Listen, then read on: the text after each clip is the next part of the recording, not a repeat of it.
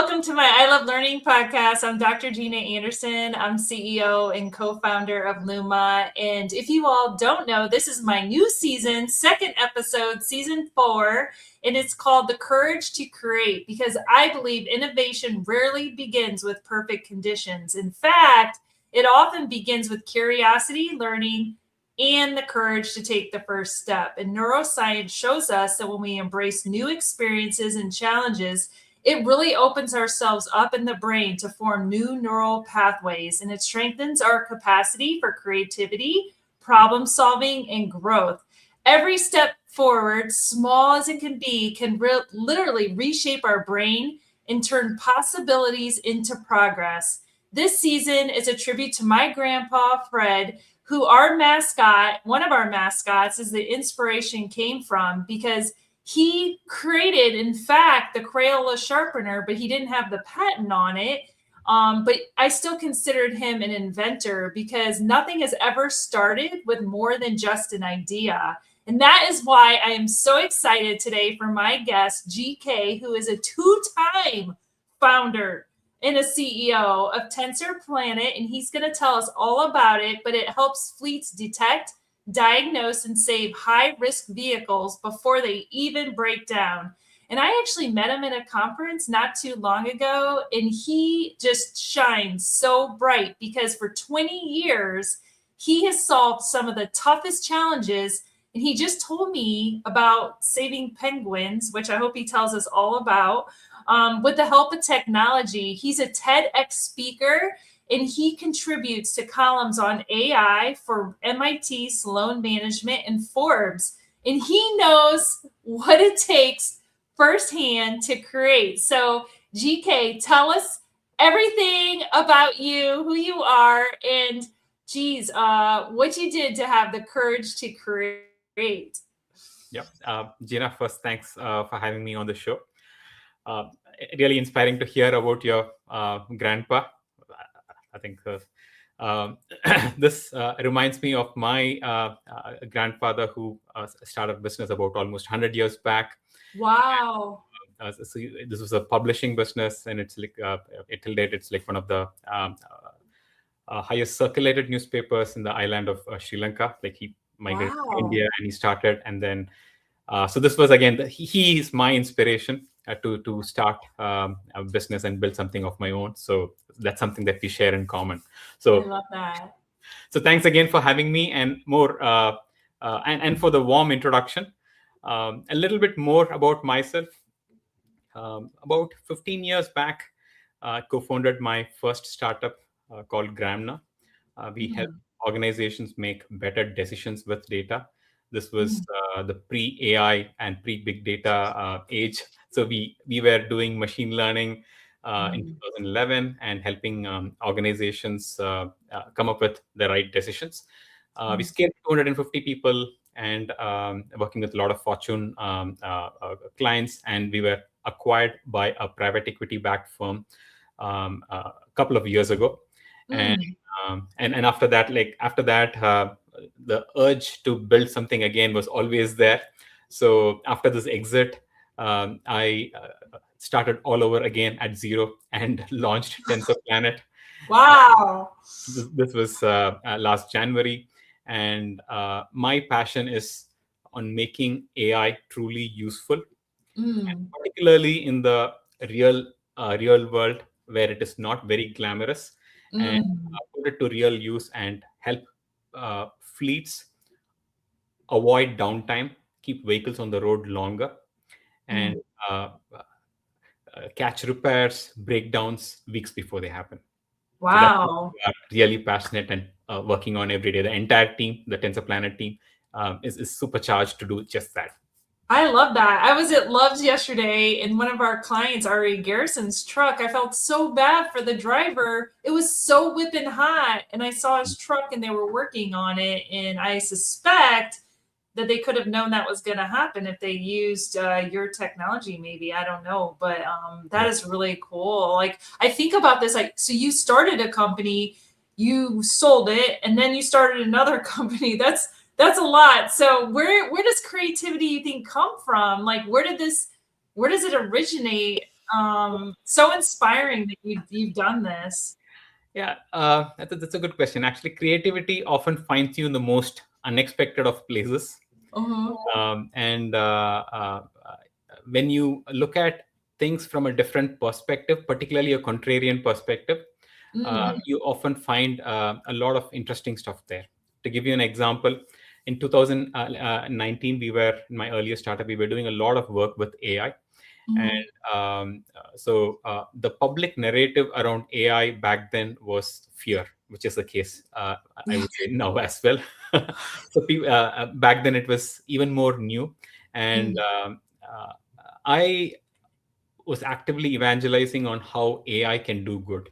And we did a number of work with my earlier startup. I'll come to that in a bit. I wanted to uh, find a platform and talk more about it so that people get the awareness.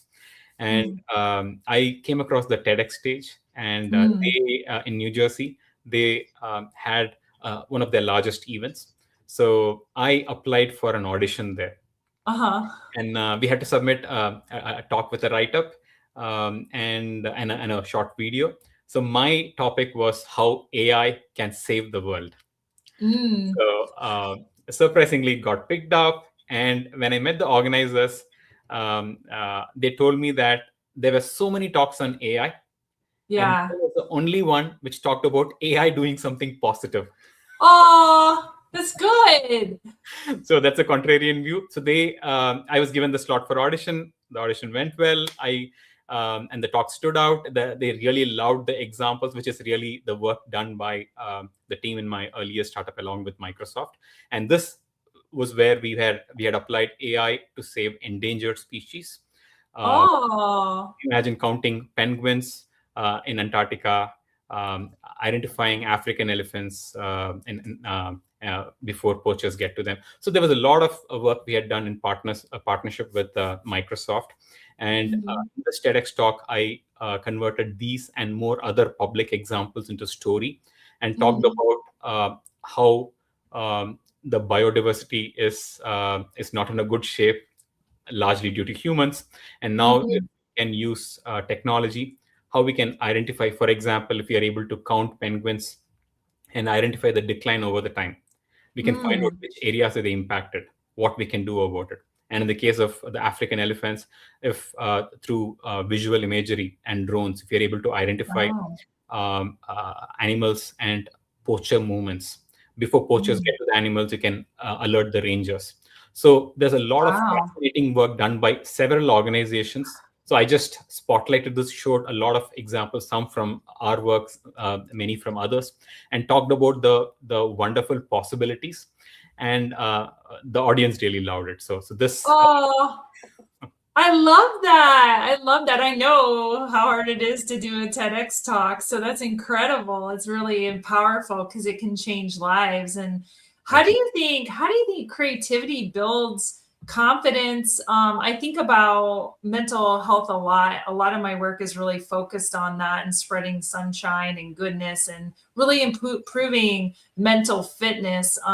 How does your work and how does working creativity think contribute to all of that and even happiness maybe? Yeah. So when you are passionate about something, it shows in the quality of your work. Mhm.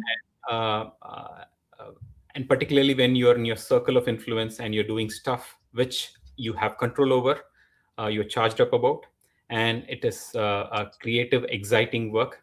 You can you Mhm. actually tend to get into a flow very often. It doesn't feel like work, and you can go at it for 14 hours, 16 hours, or probably even longer than that, and it doesn't feel like work. So while building Tensor Planet, that's again similar thing. Like it aligns with my the goal of making AI useful in the real world. Mm.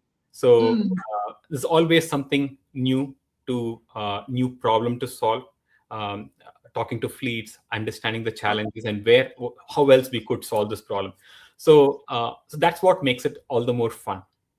Yeah, yeah, exactly. I think about like this idea of a new idea, and I often think that most people I talk to say, well, I can't be an innovator. Like, I don't have a further degree. And I'm like, my grandpa didn't even, I mean, he graduated high school, but I think about it can be anybody. And so people have this sense of like, maybe I'd be rejected or, so how do you think like rejection or setbacks or just these like feelings of like inadequacy, like I can't do this, like fuel the power towards innovation and wanting to do it? Actually, you might think that you will do your best work and the most creative work when you have all the resources and when you have when you're in the best of situations. But the reality is completely the opposite. It's actually adversity or rejection which often brings out the best innovation from a person.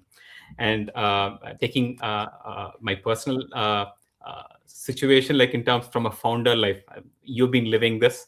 So rejection is the reality in founder life, right? So every day, whether it is in terms of new opportunities you're chasing or certain ideas don't work out, you are trying a number of different things, and you get, like, there are some which work out, many which will not. You get knocked down over and over again.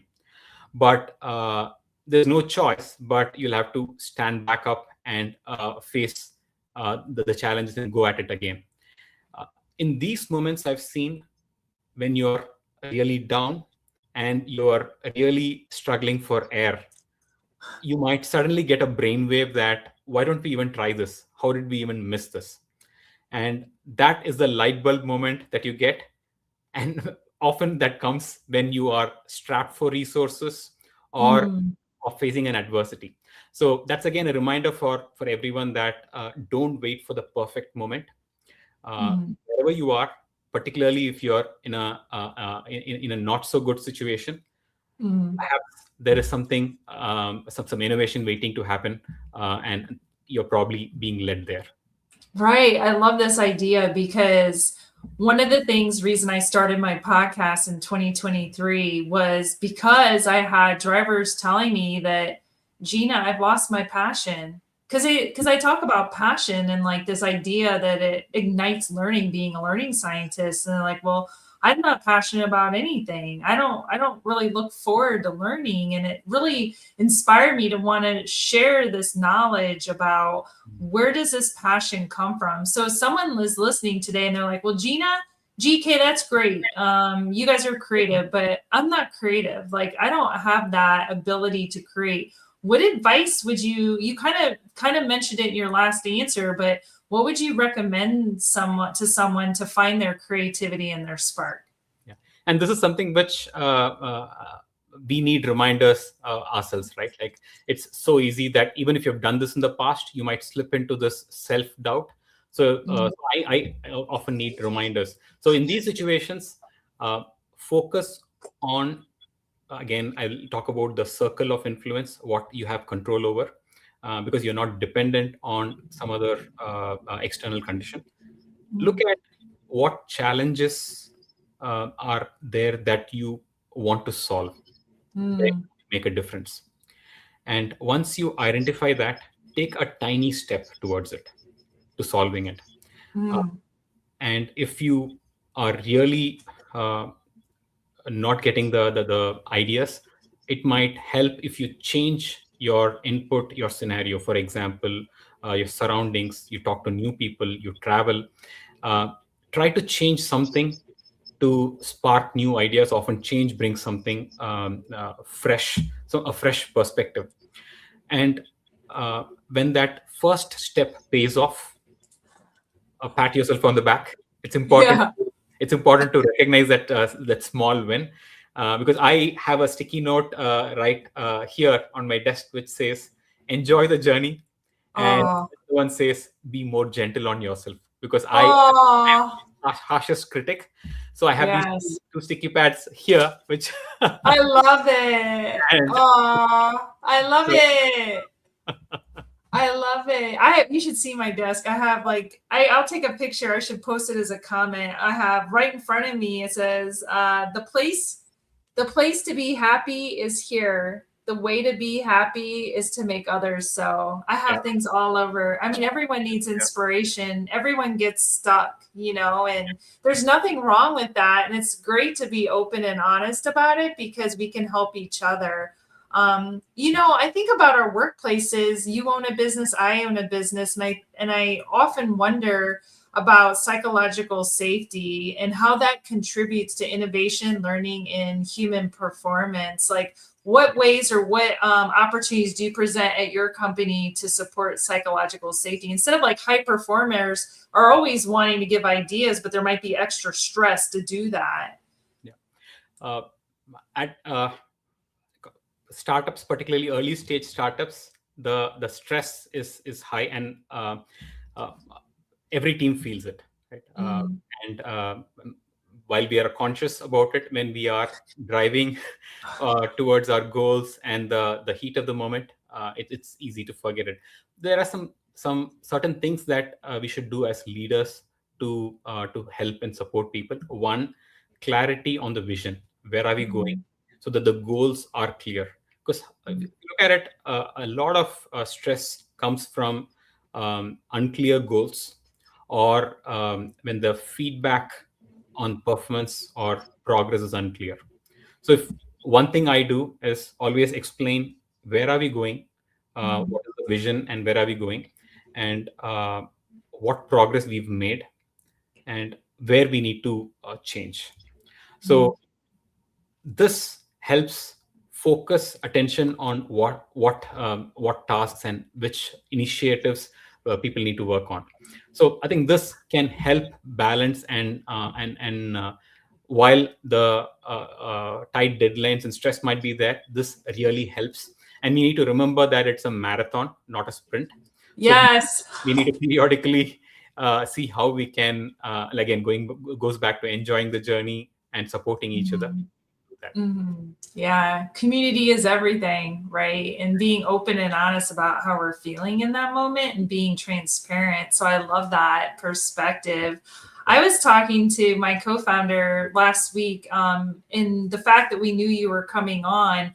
This idea of creation it can be kind of an interesting discussion around AI, because he wanted to know, and he was like really curious to ask you, like, what should people think about creation in this new age of AI? Isn't it replacing the ability to create because it's creating it for you? Or what's your perspective on that? And this is again such a controversial topic today. With on one end, we are seeing unprecedented productivity. At the other end, we are seeing AI slop like never before. So in this age, I'll first talk about where it helps and how I have been using it, and then I'll also talk about the caution.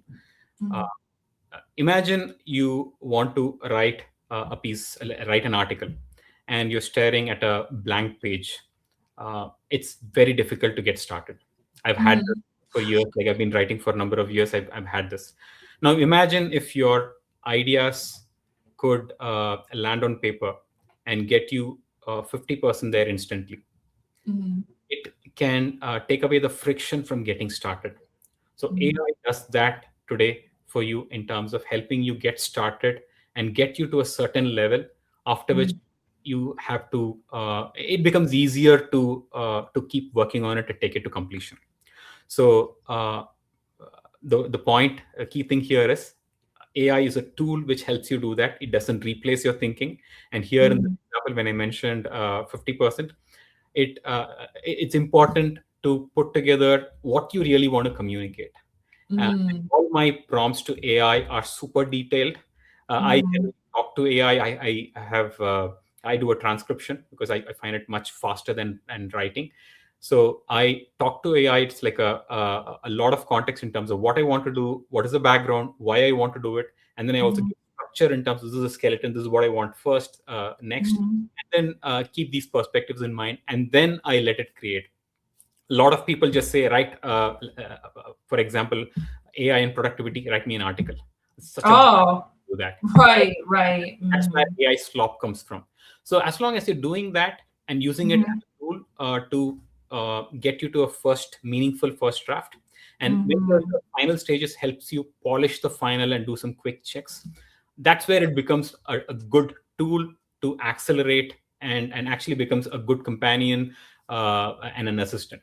Yeah, I love that. People ask me, because I'm a learning scientist, what's the impact going to be on our brain? And I kind of use the analogy of a calculator. When we were in school and you learned math and then you had the tool, right? So it's a tool to help, not to replace. So I love that you're an expert in this field and you support and talk about that. And Absolutely, I think that's a good analogy. The only difference I would say is, while that line of thinking is correct, AI does a lot more and can be even more like almost autonomous, right? So which is where the risk of replay. A lot of people, I get this question often as well in terms of, will it replace our thinking? As long as you are applying your thinking somewhere else and still using your brain and neurons, right. you will still stay relevant.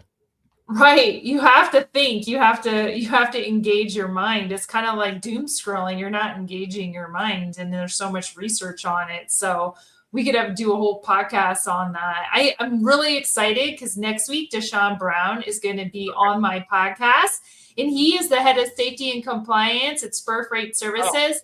What do you think we should ask him? What should we ask him next week? It's such an interesting profile. We work with fleet managers, safety managers, so I can totally see how he makes a difference in this world. So my question to him would be, in his role, he teaches leaders to see risk before it becomes a consequence.